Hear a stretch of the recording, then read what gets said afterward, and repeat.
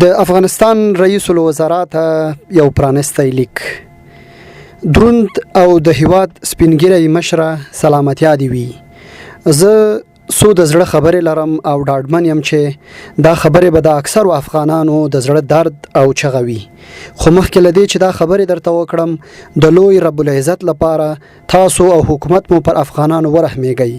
په ډېر درنښت درنه هیله لرم چې ژر زموږ د ګران او جګړو ځپلي هیواد د اوسنیو ناخوالو د حل په موخه یوه داسې پرېکړه وکړئ چې دردېدلي او مظلوم افغانان نور د آرامۍ ساه واخلي.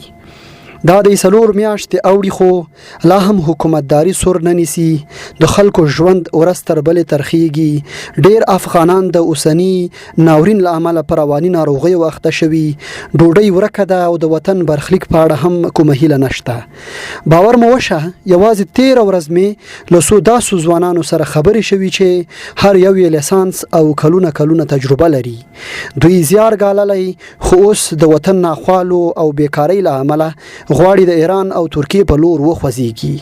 دوی ښه پوهېږي چې په قاچاقي لارو تګ مرګ سره لوبې دي، خو بیا هم په دې هیله ځي چې که حد اقل کورنۍ ته وچه ډوډۍ پیدا کړي. تاسو د ولس د نه هېرېدونکو قربانیو په مټ سنګرونه فتح کړل او حکومت مو ونیو، خو اوس همدا ولس وږی دی، پیسې نه لري، دندې له لاسه ورکړي او خپلو وږو بچو ته لاسترزنې ناست دي. دا هر څه ولې غم نشئ خوړلی؟ خلک بغارې وهي چې له نیستۍ ځانونه وژني، اولادونه خرڅوي او خپلې ګردې لیلاموي. ولې دا غږونه نه اورئ؟ ولې ځواب نه وایاست؟ آیا ځان مسؤل نه بولئ؟ که وسه مو نه وي، ملت ته واضح ووایاست او پر یوې بلې بدیلې لارې غور وکړئ. په خدای نور د وطنوالو له زړونو وینې څڅېږي. معزز مشره، فکر وکړه، هغوی چې مخکې له حکومتي دندو معاش اخیست او کورنۍ ته یې پرې نفقه برابروله، اوس څه وکړي؟ د کور اړتیاوې څنګه رفع کړي؟ آیا همداسې ومري؟ کیدای شي اورېدلي مو وي چې خلک نور په ولایتونو کې حتی د خپلو لوڼو پلورلو ته حاضر دي. د خدای لپاره نور پر یوې داسې مشورې راضي شئ چې د افغانانو اوسنی ژوند ورسره بدل شي.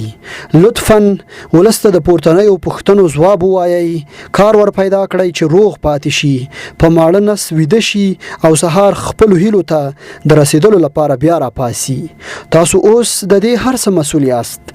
ځواب ووایئ او خپل دینوي او اخروي وجیبه ادا کړئ، که نه ولس به د خدای جل جلاله په وړاندې د دغه ژوند د یوې شیبې حساب در سره وکړي او تاسو به هلته هم د اوس په څیر بې ځوابه یاست.